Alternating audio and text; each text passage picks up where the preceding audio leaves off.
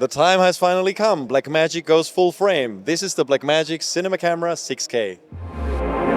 This is a CineD Gear News video, supported by B&H and CVP. Good morning from IBC 2023. My name is Nino and I'm here with Tim Siddons from Blackmagic Design. How are you? Yeah, very well, Nino. Glad to be here again for another year. This is the first interview of the day? It is the first. Yeah, it's just gone 10:30 or so. First interview of the day, first interview of the show. And very excitingly, there's a new camera actually announced at the show or the day before the show. First time we see it in the flesh. It's the Blackmagic Cinema Camera 6K. You dropped the pocket. Why is that? Well, we felt that this was a bit of a step up from the pocket concept. Certainly going for a full-frame camera. This is our first full-frame camera. This is a much more of a cine camera. And being a cine camera and focused towards, I guess, the entry level of the cinema market in terms of professional cameras in that space, it's a big step up away from the concept of pocket. Certainly the internals and all the electronics are very, very different to the pocket camera. So I felt that we had to make a bit of a distinction between the two.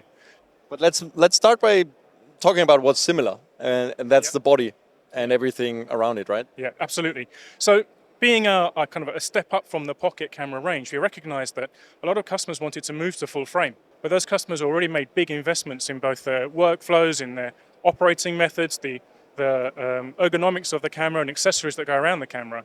So to simplify that step then into a full frame cine camera, we felt let's put it into a similar form factor because it just makes it a lot more cost effective then to make that jump up into full frame workflows.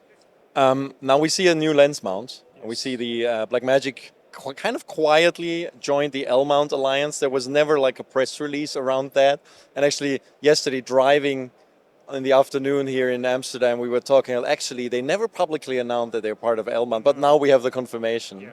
So why LMount? I think there's a whole number of different reasons. And you'll know from my history that we've made a massive investment in both Micro Four Thirds and also EF. And the two reasons around both of those lens choices were either around size, because of the form factor of the cameras we were working with, and then also cost efficiency around lens availability and ease of use. When we launched our first cinema cameras, they were EF based because there was a huge number of EF lenses and a lot of customers were moving from DSLR, particularly Canon-based DSLRs. And as a result, it made sense for us to go down the EF path. As time has progressed, and I'm sure everybody realizes, those lens technologies have moved forward, alternative mounts have become available. And one of the big reasons why we felt LMount was a good option is because there's so many different lens manufacturers that can produce lenses for LMount, number one. The quality of the lenses and the affordability makes sense for type of customers who are buying these cameras. But also its flexibility, in that it can be adapted to other formats really easily. So LMount for us, we felt like it was the best of the choices that are of the lens mounts that are on the market today for everything that we were trying to achieve. And if you are moving from an EF lens-based pocket camera, it's easy to adapt to L-mount, so actually you're not going to lose any of your investment in EF glass. So L-mount looked like it made the most sense. And we joined that consortium and we felt that it was probably the best path for us moving forwards, but understandably, we also need to make our decisions carefully. And so we didn't want to make any public announcements about what we were doing with L-mount until we knew that we were 100% sure that it was going to be the right platform for what we wanted to do with our full-frame camera moving forwards. How was it developing? You know, it's a whole different ballgame moving to a full-frame sensor. What did that change for Blackmagic Design in terms of development? I mean, there's lots of things. That's a long conversation, longer than this interview is probably going to require. There's probably a lot more processing going on. There's, a huge amount. This is a completely different camera inside. So whilst it might look very similar, look very familiar, it's a completely different camera. This is a completely new camera. So all the electronics are different, the cooling is different, everything is different in this camera.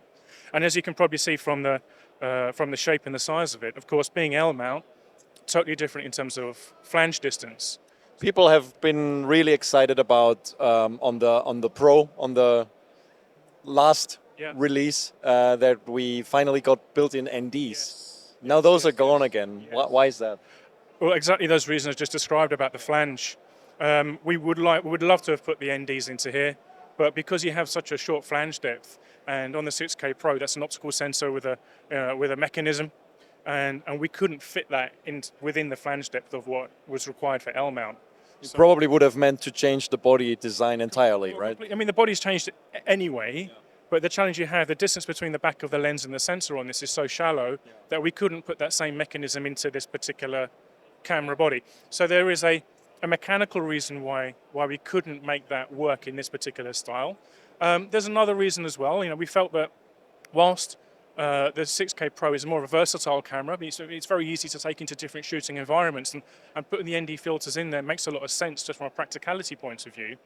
This being more of a cine-orientated camera, we recognize a lot of customers want to have ND filters on the front of the camera rather than the back. Well, we do see a lot of high-end cinema cameras now with built-in NDs as well. Yeah, I think it's a great idea. And look, if we could put it in there, absolutely, because it just makes life so much easier. Is it a showstopper for the applications of where we see this camera being used? No. Is it inconvenient? Well, of course, you'd rather have them in the camera because everyone loves being able to press a button and change the ND. So, yeah, we recognize it isn't an ideal solution, but the compromise is with LMount is that you just don't have the capability to put that same mechanism in.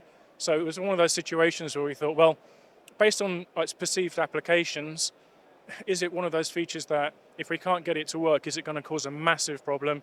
No, but it's something we would like to have if we could. It's probably also would have delayed development for quite a bit, right? I mean, one of the nice things is that people can reuse their cages on this design.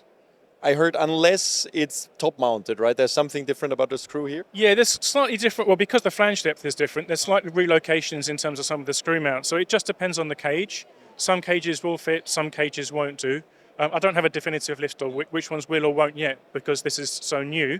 But I'm sure over time, that information will become available from the cage manufacturers. So there are some slight differences, but for the most part, the majority of accessories that you already have will work on this. Which is also true, of course, for the Blackmagic's own EVF. Still the same? Absolutely, yeah. So if you have an EVF, you can use the EVF on this. If you've got the remote EVF with the tilter adapter, then great, you can plug it straight in. It works beautifully. We actually have one on the stand over here if you want to go and try it out. So yeah, all of those accessories work perfectly well. Let's talk about the low-pass filter for a second. That's also new, right? Yeah, absolutely. So the low-pass filter thing for us, on the previous cameras we didn't include. We certainly learned some lessons from the development of the Ursa 12K and its applications within Cine. And one of the big requests on the Ursa 12K was for a low-pass filter. We added the low-pass filter option into the Ursa 12K earlier in the year, and it's been extremely popular. So we felt that if we're going to move forward with sort of full-frame cine-orientated cameras, having that low-pass filter just to eliminate some of those moire issues and other things just makes a big difference. So we've included it as standard on this, and I think moving forwards it makes sense that we include that as part of what we do. Great. Let's stick with the sensor for a little bit. Let's talk about performance. Resolutions, rolling shutter, and these kind of things. Okay, so it's a full-frame 6K. We'll shoot open gate up to 36 frames per second. There are a number of different options there in terms of resolutions. So if you wanted to shoot 4K DCI, you can shoot 4K DCI, I think up to 60 frames per second. You can shoot HD up to 120 frames per second, and a variety of resolutions in between. Supports anamorphic, which is great.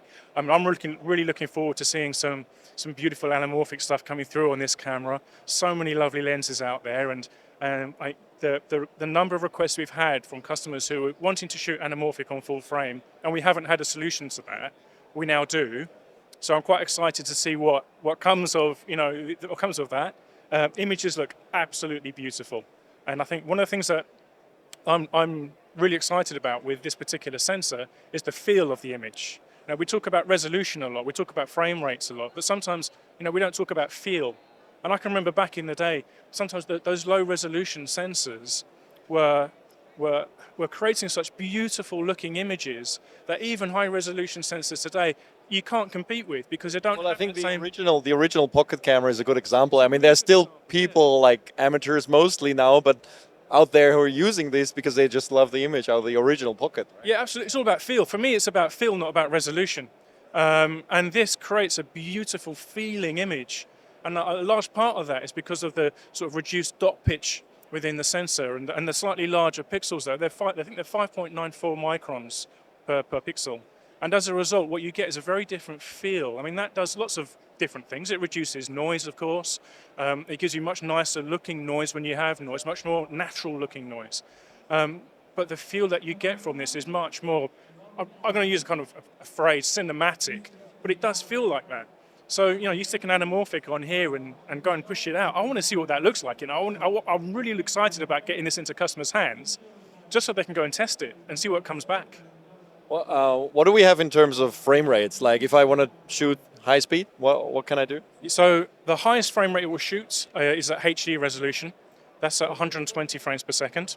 That is cropped or? That's cropped. If you want to shoot at 6K open gate, the highest frame rate is 36 frames per second. And then there's a variety of frame rates in between, just depending on the resolution that you happen to choose.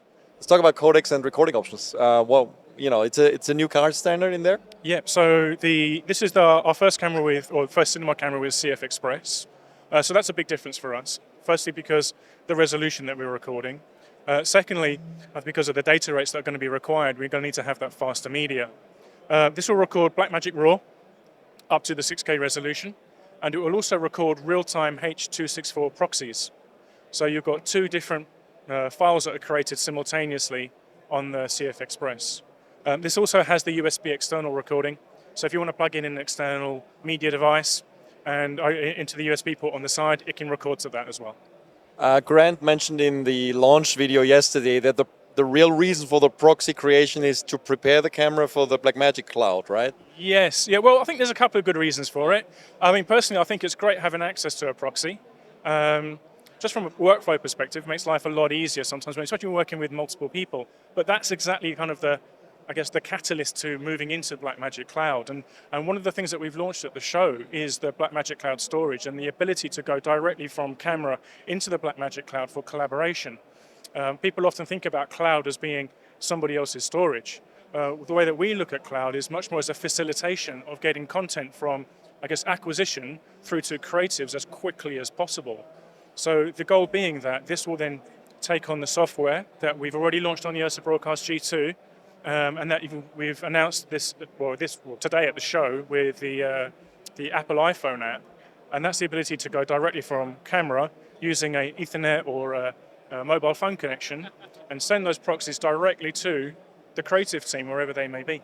Just one last question about the codecs. I mean, you obviously dropped the ProRes support, which a lot of people loved. I mean, Blackmagic RAW is still there, which is great, of course. But why is there no ProRes anymore? I think with some of the things that we wanted to do with the full frame sensor here, we weren't able to do it within ProRes. So we had to go back to Blackmagic RAW as kind of the default standard of what we needed to. It gives us a lot more flexibility from an engineering point of view because we're in control of both the sensor and the codec. And it means that we can get the most out of the sensor with Blackmagic RAW than we could have done with ProRes. So from a workflow point of view, and certainly on other camera lines, ProRes is critical to what we do and a very important codec and part of what we support. On this particular camera, it just wasn't the right solution for what we were looking to achieve. Okay. Can we touch on rolling shutter performance? Yeah, can do. Yeah. So yes, it's a rolling shutter. There's lots of questions around what the readout is of the rolling shutter. I've given you a list, so you're welcome to. We'll have that in the article with this video on CineD. Yeah. So go and check the website if you're just watching the video. But at open gate 6K, it's around 25.08 milliseconds at its slowest. At its fastest, it's running around 8 milliseconds at HD, and then depending upon the resolution that you're working at, it will then be somewhere in between. I think off the top of my head, 4K DCI, I think is around 15 milliseconds. So, there's some variety in that. It's not super slow. And I think there are perhaps some questions around some of the beta testing and content that you might see on YouTube from some of the beta testers. Those are the numbers that we're comfortable with and we know are true. I will put it in our test lab anyway and then confirm those numbers. Absolutely, go for it. Yeah. Other than that, I mean, autofocus is the same as before? Yeah, exactly the same. So contrast-based autofocus. We haven't changed the autofocus system. Again, for similar reasons that we believe applications for this are going to be more cine-orientated and therefore more likely to be manual focus. So you also have same connectivity, exactly the same as what you might be familiar with if you're moving up from one of the pocket camera range. So you still have your HDMI connections, you still got your USB-C connections, you've still got your XLR connections for audio. I mean, it's identical to what you'd be familiar with already. So if you are moving up from a 4K, a 6K, or a 6K Pro, and you've already got your cables, you've already got your rigs, you can switch over to full frame without having to change anything. So let's talk about powering options. Is still the same battery standard? Yeah, exactly the same as the Pocket 6K, Pocket 6K Pro. So it uses the same NPF batteries. If you already have invested in power solutions, either batteries, chargers, external power packs, all of that is identical. So again, no changes, and it just makes life easier, I think. It's a Sony NPF standard. A Sony NPF. This is a NPF 570.